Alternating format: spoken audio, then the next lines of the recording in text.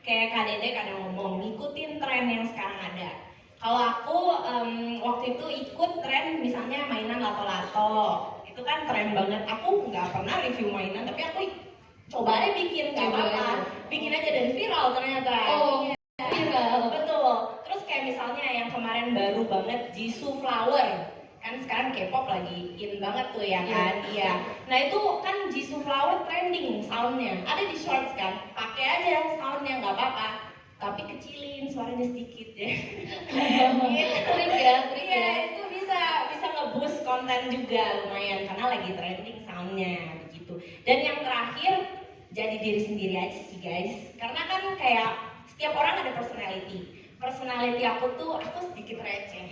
Jadi setiap kali aku buat video, aku selalu kasih sisi receh aku. Jadi penonton tuh dari yang awalnya nggak kenal aku jadi kenal aku. Lama-lama kayak ya fans loyal makin datang, terus kayak mereka jadinya mau nonton aku, lama-lama dikit-dikit, lama-lama jadi bukit gitu. Iya. Jadi selain ikutin tren, teman-teman itu juga bisa ikutin sound yang lagi viral ya. Betul, Itu juga betul. bisa ngebantu buat nge-boosting. Yes, betul. Oke, selanjutnya ada kakak ganteng yang bertopi ini. Halo Kak Yo. Halo, selamat sore. Oke, tahun lalu kan pas di acara YouTube kita juga mengundang Kak Yol nih sebagai bintang tamu di acara A Day with YouTube. Betul? Betul, betul. Oke. Di sini ada yang pernah datang ke acara tahun lalu A Day with YouTube? Oh ada ya, ternyata ada ya. Oke. Kalau nggak salah Kak Yol datang juga ya di acara online ya waktu itu nge-shorts bareng di Palembang. Iya, benar. Oke. Nah sekarang sekali lagi kita pengen undang Kak Yol karena Kak Yol ini adalah salah satu konten creator kita yang sukses di Shorts. Di sini sengaja nih kita undang 3 creator yang sama-sama bergerak di bidang komedi skit. Ada Valen, ada Dedek, ada Yol juga. Menurut kamu nih Yol, apa sih yang membedakan kamu dengan kreator komedi lain? Dan apa sih yang menjadi niche kamu yang bisa menjadi tips untuk teman-teman supaya bisa di-share nih?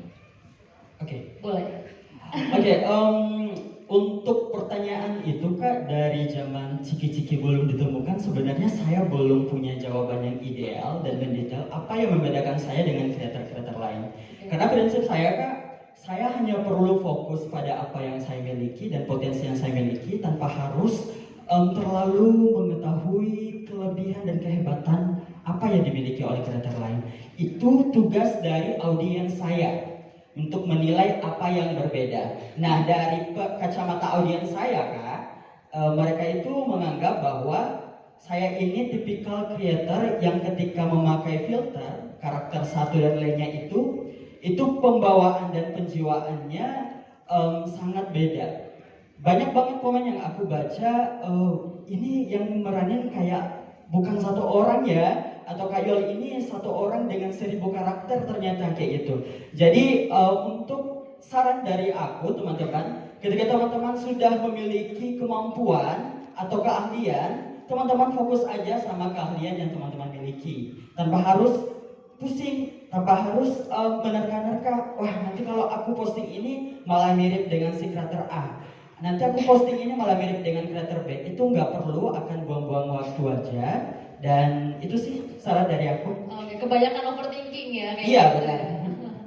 Oke, Valen, kamu itu dari dulu sampai sekarang selalu konsisten nih dengan tema komedi kamu yang mengangkat tema POV atau point of view. Boleh nggak diceritain lebih dalam secara spesifik apa sih tema besar yang sedang berusaha kamu angkat yang supaya menjadi personal branding kamu sebagai content creator?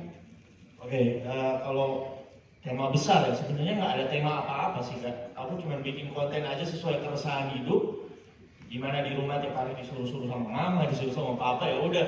Karena aku kesel atau kadang-kadang mungkin pengen nge-share ke orang-orang, oh kayak gini nih kehidupan aku di rumah. Jadi aku share itu dengan cara bungkus atau balut dengan komedi. Dan dari dulu tuh sebenarnya aku sering banget nonton film-film komedi, sering banget nonton video-video komedi. Jadi kayak sesuatu yang ada dalam hidup yang terjadi itu pengen gitu kemas jadi komedi. Nah, kalau untuk personal branding sendiri yang aku bentuk sih sebenarnya itu tergantung dari audiens ya, dari kacamata penonton, karena personal branding dari tiap orang ke aku itu beda-beda. Jadi waktu dulu aku pernah bikin konten soal rumah aneh cek. Nah waktu itu orang-orang nganggap aku, oh ini si Valentino rumah aneh cek. Personal branding aku bentuk sebagai orang aneh gitu kan. Oke. Nah terus aku pernah bikin konten juga yang gugu gaga soal bayi. Nah orang nganggap aku, oh ini si Valen gugu gaga. Jadi ya itu sebenarnya personal branding tergantung dari orang sendiri. Aku cuman ya udah bikin konten aja sesuai apa yang pengen aku bikin, sesuai yang terjadi di kehidupan sehari-hari aku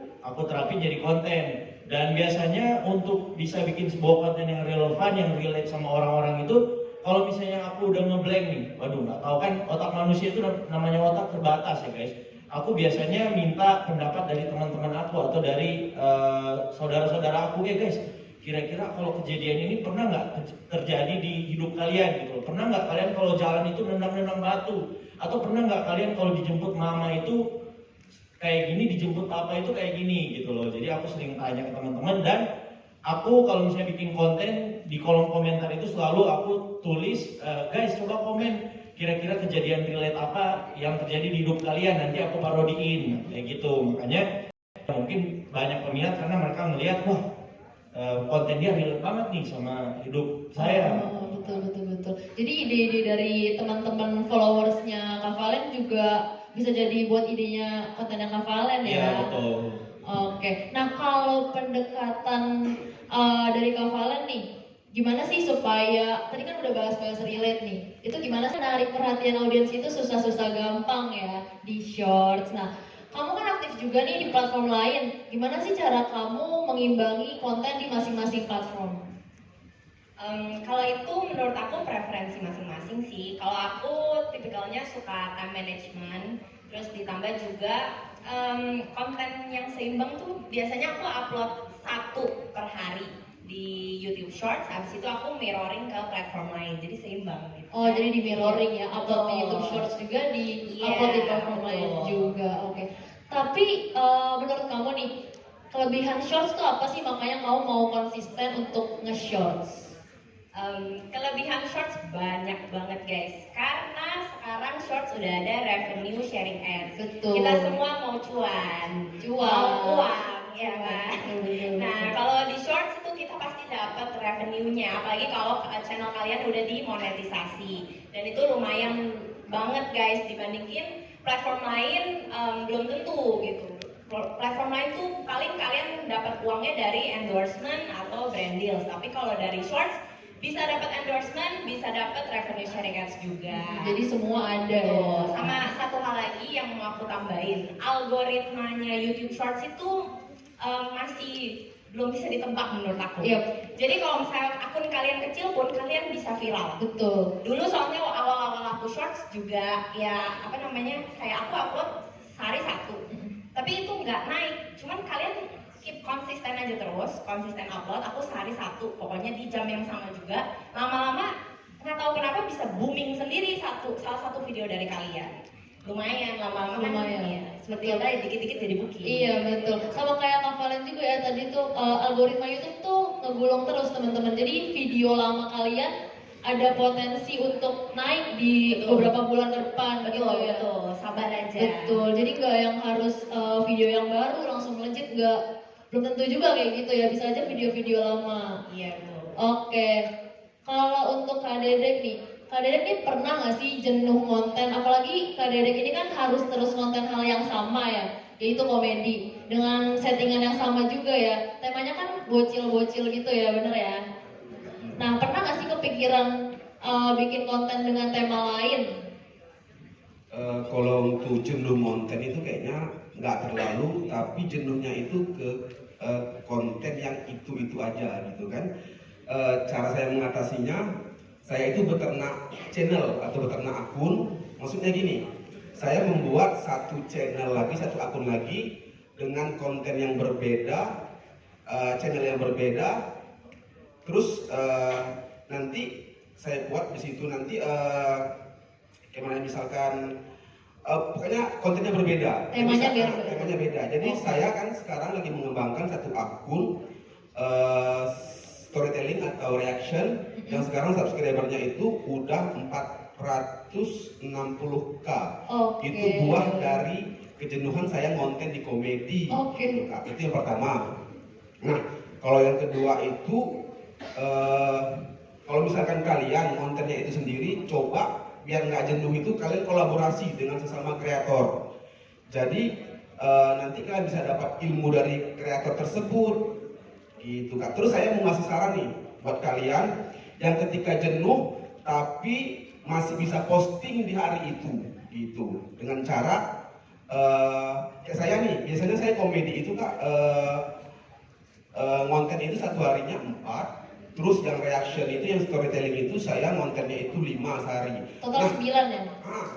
Ketika saya lagi semangat-semangatnya ngonten pada hari itu, saya mendobelkan ngontennya itu. Tapi nggak saya postkan secara langsung, saya draft. Oh, jadi nabung konten gitu nabung ya? konten.